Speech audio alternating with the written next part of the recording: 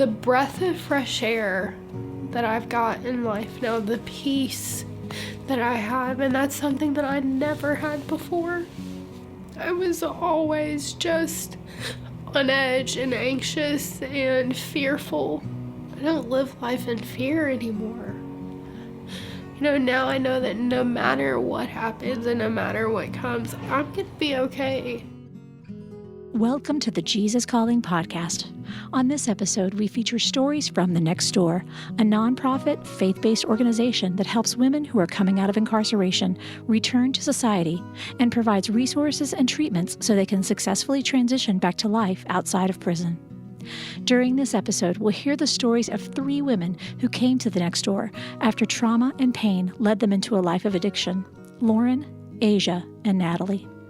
They share how they received help for their emotional issues and their addictions through the Next Door's programs, but most importantly, how they learned how much they are loved by others and by God. So I'm Lauren Norris. I was born in Portsmouth, New Hampshire. Grew up, we moved to the South quickly after, I think I was like 9 months old. My mom's family is from Alabama, so we moved to Nashville when I was 4. I have a little brother and little sister with my mom and her husband. He basically raised me. I mean, that's the only dad that I knew growing up. Basically, when I was real little, the family dynamics changed when my sister was born. Obviously, whenever you have a stepchild, things just are different whenever, he had his little girl. So there was definitely a definite shift when I was 8. So through school, I danced, loved that as a kid, and didn't have made straight A's, didn't really ever get in trouble, definitely wasn't experimenting with anything at that age. My mom's husband and I, after the birth of my sister, things were always rocky and very uncomfortable. So at 18, that's kind of where things shifted for me. He felt like I wasn't his, so his job was done. And basically gave my mom the ultimatum that, he felt like I was being disrespectful and that I needed to go. So that's kind of where it landed. My mom just basically made a phone call to me at 7:30 in the morning and said, you need to be here at 3 to pick up your things. And that was the end of life as I knew it. I had turned 18 January 8th, and this happened on Good Friday. So the Friday before Easter. So when everything kind of went down, I was pretty much ostracized, and part of that was myself. I was just so embarrassed and in shock, and didn't really know who to trust at that point. So I didn't the people that had been a part of my life for as long as I lived in, Tennessee, I just kind of ran from. I'm definitely a runner. That's how I coped in life, was running. I was just helpless and broken, so broken. And so I started looking for relationships and, thought I had found Mr. Wonderful very young. We were actually together when everything went down with my family. And so I held on to that. And whenever that ended, then I kind of went in the opposite direction. And that's kind of been the thing. For me, it's one extreme or the other during those parts of my life. I went through another bad breakup. And within a week, my now ex-boyfriend was being put in jail for kidnapping and domestic battery on me. My little sister died of an overdose. And I found out I was pregnant 5 weeks later. And so it was just bam, bam, bam. He was born early, but was perfectly fine, very healthy, beautiful little boy. And so When he was a year old, he had a febrile seizure, which is something that runs in our family. I had them, my cousin's kids have them. He had the flu and rhinovirus. And a situation unfolded at the hospital that I basically was told I either let him leave with my mom,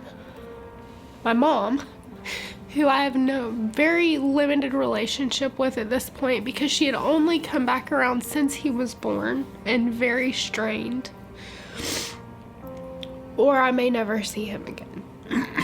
So I let him go home with my mom, with all these hopes of things are gonna be different, like she's kind of come around since he was born, like I've grown up. That is not what happened. And that ended up being kind of my straw that broke the camel's back. And I just started using, and at that point I've never been suicidal, ever. I haven't. The only mental health stuff I've ever struggled with is PTSD and anxiety. But it got to the point that right before I relapsed, I was having these suicidal thoughts. I was having this, like, I don't need to be here. And a lot of that stemmed from not having my son. And, like, why am I even here? I sent a message to my boyfriend at the time. The drugs were my solution. Like, they truly were my escape. And how I coped and was able to just not even live life, but keep existing. And just said, I know exactly what I need to go get, exactly what I need to do. Like, I don't need to be here anymore. And that scared him. It scared me the next morning that I had even sent it, but that relapse truly saved my life, because if I wouldn't have picked up and used, I couldn't handle the pain that my life was. So my relapse numbed me out enough to get me to the next door to get a different answer. The next door has completely changed my life. I had to find me again, and I think in all those years of running, like, I had run from myself, and I didn't even know who I was. Like, I didn't know what I liked. I didn't know what I wanted to do. It was just empty. Like, everything was so empty. But so, like, there's a difference in guilt and shame. And, like, guilt is, I feel bad for something I've done, but shame is, I feel bad because of who I am. The big prayer of my life had always been, like, I wanted to feel God's love. Like, I wanted to just experience that. I never felt like I did. And so now that I'm a little further removed from the trauma, like, God saved me over and over and over.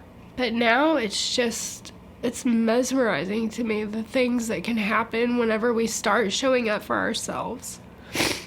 Because God really shows up when we get out of the way and let him. And so that's kind of been what life has been in the last almost 8 months is, who do I need myself to be? What kind of mom do I want to give my kids? And what is God calling me to be? And what is God opening doors for me? And it's changed everything, like, just surrendering to that and knowing.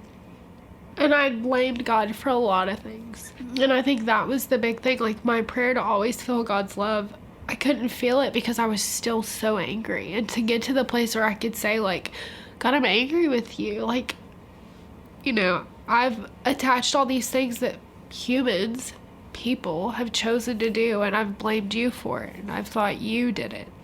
That was a big lie that I had to break. And I had to let go of, I may never have my family back the way that, I think it should be. And today I can finally say I'm okay with that. God just keeps showing up and bringing me other people and new family. And, like, I have no family support now. So as of right now, there's not been restoration to that relationship. That doesn't mean that it won't come. That's definitely one of my biggest prayers, is that one day it looks different. But it's definitely given me a huge appreciation for family and my new family now. My life is so covered in grace. And like, I tell people all the time, like, if you want to see like what God can do and the redemption, just like meet my daughter, you know, like ask me, because I didn't even see it while it was unfolding. Mia was not planned, but she was definitely very wanted. I have never believed in abortion, and I tried to force myself to go through with that. At that point in life, it was like, I don't even have my son back home yet. How can I bring another one into the world? You know, what is my mom gonna think? That was the big thing. What's my mom gonna say if I have to walk into court pregnant, fighting for my son? And God really has a sense of humor, because while all this was going on in my life, there was no physical way to get one done in Nashville anyway. While I was trying to force myself to make this decision. And I'll never forget a friend who is not very religious and not spiritual I was asleep on the couch at her house, and she hit me in the leg, and she said, "There's your sign. God said you're having this baby." And it just, like, I don't think she even knew what she was saying, but it went straight to my heart. So of course at that point I've relapsed, and I'm, you know, pregnant and don't know what to do. So finally, you know, when I just got miserable enough and things kept getting more and more out of control, I came to the only place that I knew to come, and I just showed up on New Year's Day at the next door, and just said I need help. And so they took me in, and I'll never forget walking in this building and just taking the biggest deep breath, because it was like coming home again. And that was something that I hadn't had. You know, I didn't have a home, and that's what they've become for me. And after my interview, they walked me into a 2-bedroom apartment, and the most mind-boggling part for me was there was a crib in the 2nd bedroom. And I just hit my knees, and God was like, "I told you, just wait." And he just keeps doing that for me. Whenever I finally stop trying to save myself and let him save me, he does it so much bigger than I could have ever done for myself. We moved in on Friday. I jokingly said, "Okay, well, she can come now. You know, we have a home." She saved my life, but the next door saved hers. And gave me the ability to be her mother in the way that she deserves. She's changed everything about my life. I see so much more of God's grace. I had so much fear, you know, that I was going to have her, and that, like, DCS was going to show up and they were going to take my baby, and that, you know, like, I could have done all this work and it could have not even mattered. God has blessed me so much and honored the hard work that I've done, and more the surrender. Because for me, it's just, I've just gotten out of my own way. And I've had to learn to listen to that soft voice that sometimes is that intuition, and sometimes, you know, it's somebody else. And that's a big thing Jesus Calling has given to me, you know. That's something that anytime I'm having a bad day, like, that's just what I go to. In treatment, they give us all one. And so that was the book that I started using to start, you know, reinserting quiet time with God in my life. And so when it started, it was just really small, you know, it was just reading that. That's all I had. I had that in the Bible. I think now a lot of my hope comes from the fact that I know I can do it. I want to give her so much more than I had. And for God to basically say, "This is your little girl, and I still trust you to be a mother." was enough to just breathe so much life back into me. Because Mia was not a mistake, not at all. But to be able to look at another pregnant girl who's come to treatment and who's covered in shame, you have no idea what you'll do until you're in the groups of this. So to see my story and my pain and my experience help another mother blows my mind. And it makes it feel like it's not in vain. It makes it feel like, yeah, it was really hard. But because it was so hard, it helped someone else. And it qualifies me to speak life into other women. That, to me, is all the hope I need. It really helped me to see that, the women at the next door, they really do, they are rooting for you, and they do want to see us succeed. And that's, really awesome. It's amazing to walk back through the door with the baby and say, we're still here.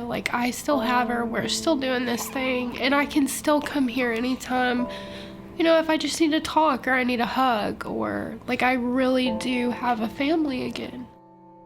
Stay with us as we share another inspiring personal story of restoration from the next door, after this message about how you can connect with other people in the Jesus Calling community through a weekly prayer call.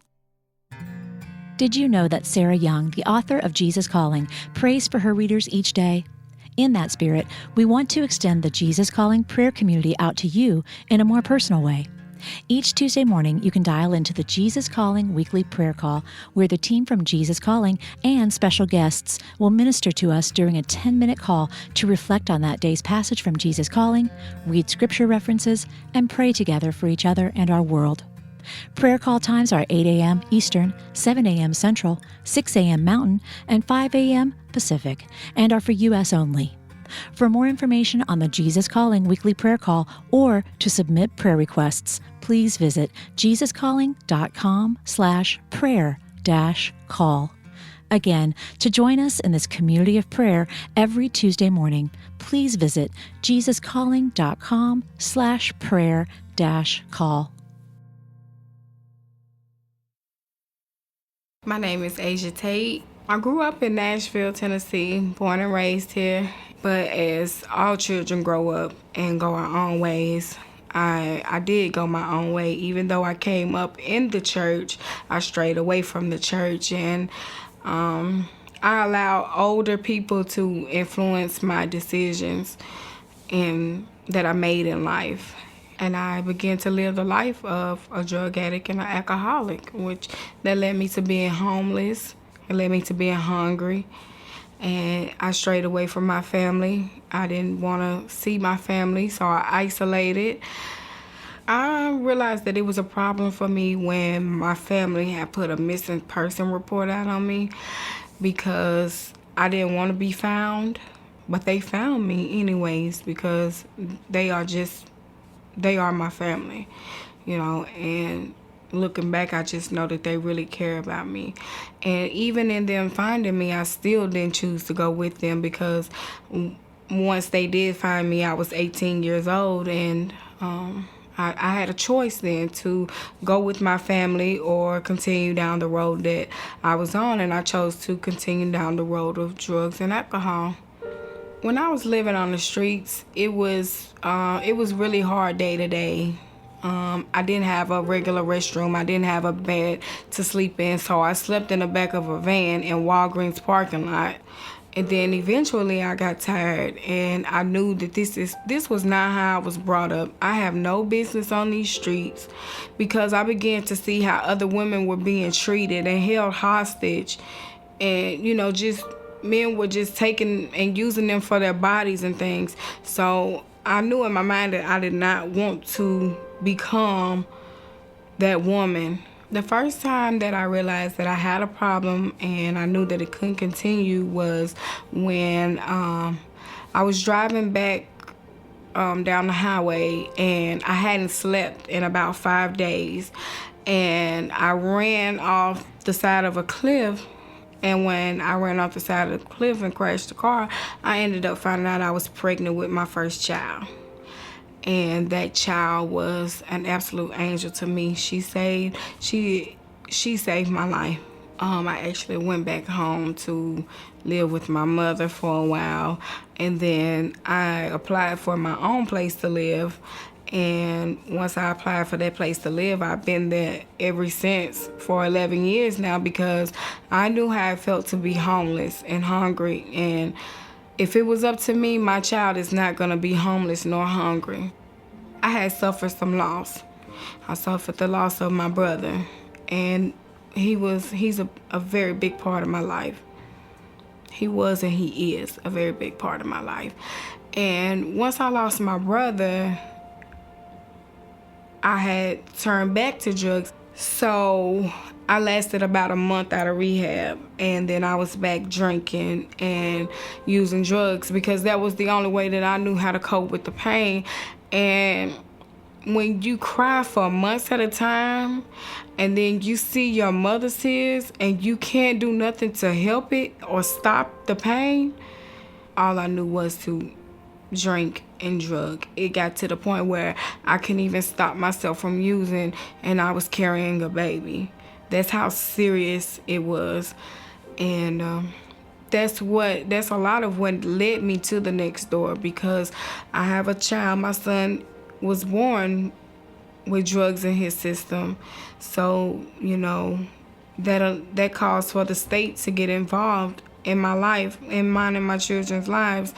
So once my kids were removed from me, I had an option of going into rehab. And the next door was the first place that we called. And the next door, we did an application, and then they accepted me. Now, when I first came to the next door, I walked away.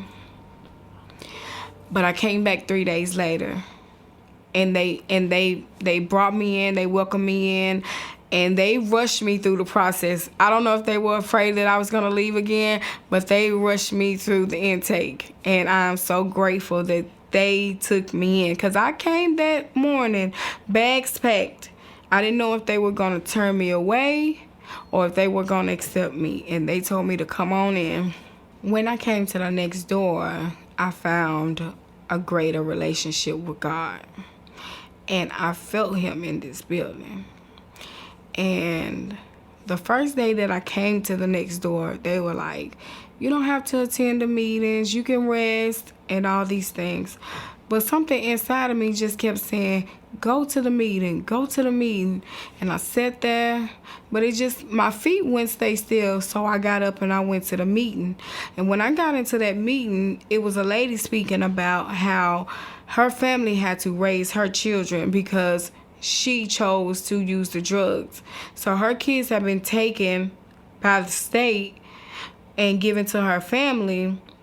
And I was like, wow, this is my situation. My kids have been taken from me, and I don't want my family to have to raise my children. I don't want my kids to have to go into the system and be moved around or separated, and God knows what happened to them. So when I heard what she said, that let me know that I am not alone. I am not the only woman that is going through this, and it's a community of us that are able to help one another get through our situations. So I began to change in the next door about the third day here. About the third day here, being in group, and I like hearing we would read the Jesus Calling at the beginning of group. And every day that we would read the Jesus Calling, it would just fall right in line with what was going on in my life. And today it's still falling in line with what is going on in my life. Like, in the middle of my struggles, I know he's there. While he's strengthening me, I know he's here with me. This passage is from August 21st. And it says, wait with me for a while. I have much to tell you. You are walking along a path I have chosen from you. Do not worry about what other people think of you. The work I am doing in you is hidden at first, but eventually blossoms will burst forth, and abundant fruit will be born. Stay on the path of life with me. Trust me wholeheartedly. Letting my spirit fill you with joy and peace. I was really hurt. I missed my children the entire time that I was in treatment. You know, I've never been separated from my children, so to be separated from them was a great deal to me. But I had to realize that coming through the next door, they're gonna get a better mother. They're gonna get a better part of me, you know. And my relationship with my family, my mother and my father, is better than ever. I love my mother so much, and I know she never gave up on me, and I know that they pray for me every night. It's no doubt in my mind that they do not pray for me, because I am here today. And I'm just grateful to my mother and my father that are here with me, who stand behind me with everything that I do. I just want to be able to just inspire young children that they have options and that they don't have to go down the routes that are what they think are already paid for us. There are other options. There are other ways out of the lifestyle that what we see growing up. So I just want to be able to just be a voice for the children, for the community. I mean, even if an adult wants to change, I just pray that I'm able to just reach out and touch them, or they hear my voice and know that there is hope. If I could give someone just a little bit of hope, I would let them know that they are not alone in this situation.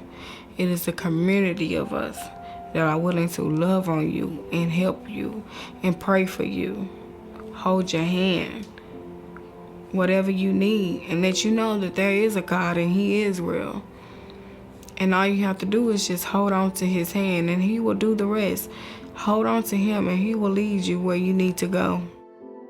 We're wrapping up our stories from the Next Door by talking with Natalie, a graduate of the Next Door who now works there as a certified peer recovery specialist and is helping women like herself who struggle with addiction and despair by showing them that God has a plan for their lives, no matter how hopeless they may feel. She talks about how Jesus Calling helped her realize this truth for her own life. My name is Natalie, and this is my second day at the Next Door as an employee. It really kind of just overwhelms me when I think about what Jesus Calling means to me. I came to the Next Door twice, and the first time I was doing well and then was diagnosed with breast cancer. Through the whole process and chemo, mastectomy, I was on medication and then relapsed.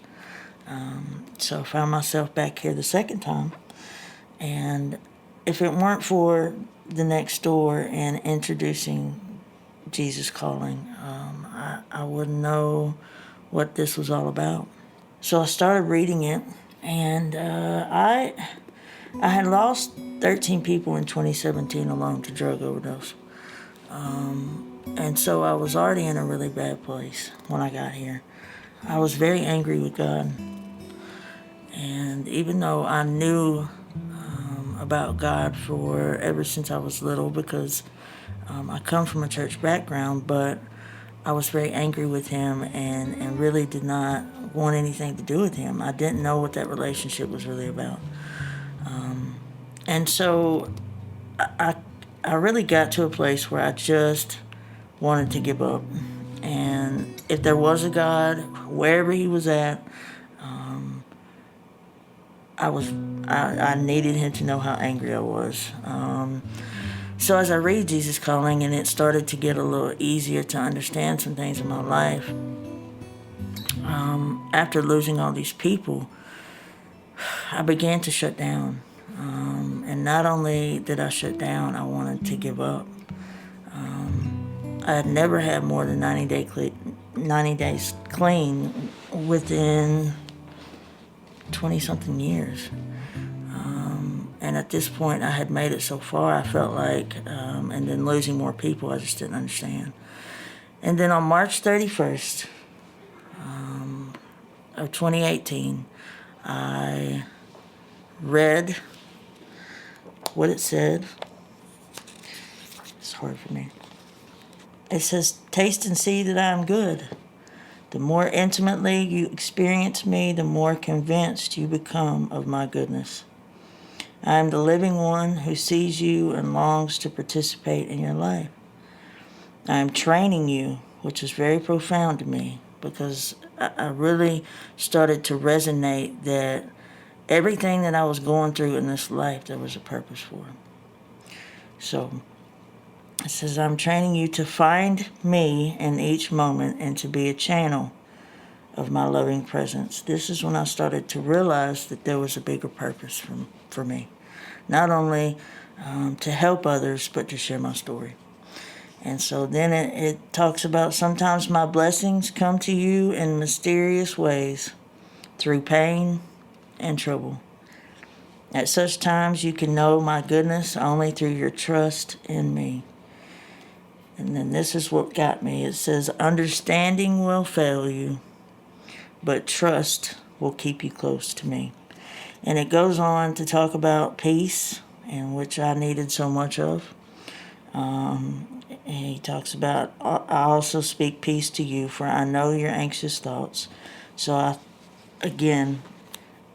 I'm seeing by reading this and taking this in that God knew exactly where I was at when I was going through all these things. And not only did he know where I was at, he was willing to meet me where I was at and give me the peace that I so needed. That day is when I decided to turn my life around. So from that day forward, I picked this book up every day. Not only did I read it every day, I got into a habit where I would start to see the scriptures. And then I would start to look those scriptures up. And then I started becoming a sponge and being able to learn not only what I felt like he was talking to me on a daily basis at this point, because every day I'm reading something and it feels like it's exactly, this is so odd, but it feels like exactly what I'm supposed to be hearing from him. And then I even thought that sometimes maybe I need to give this book to somebody else to see if they're reading the same thing that I'm reading, because it was so profound in how things just unraveled for me on a daily basis. I tell you what, I never knew that I could do something productive in this life. As a matter of fact, I thought I was going to die a drug addict. And to know that not only he did not give up on me, but that he had a purpose for me, that Jesus was calling me to be something so much greater in this life. And I have found that not only does he love broken people, but he loves broken people that can help broken people. And it's given me a purpose. This book has really given me a purpose, because if I had not picked this book up on that day and allowed him to speak to me in ways that no one else could, I don't think I'd be sitting here today, and I know I wouldn't be working as a certified peer recovery specialist, in which I can help other girls do the same thing I did. And I really just want to be able to convey that we all have something deep down inside of us that we all have something that we can tap into, that God has a plan for all of us. Some of us don't understand that. Some of us can't see that. Some of us are so broken that we don't even know that exists. But I remember back to how broken I was when I got here. And I know what it took for me to get where I'm at today. And I just want these ladies to understand that it's possible.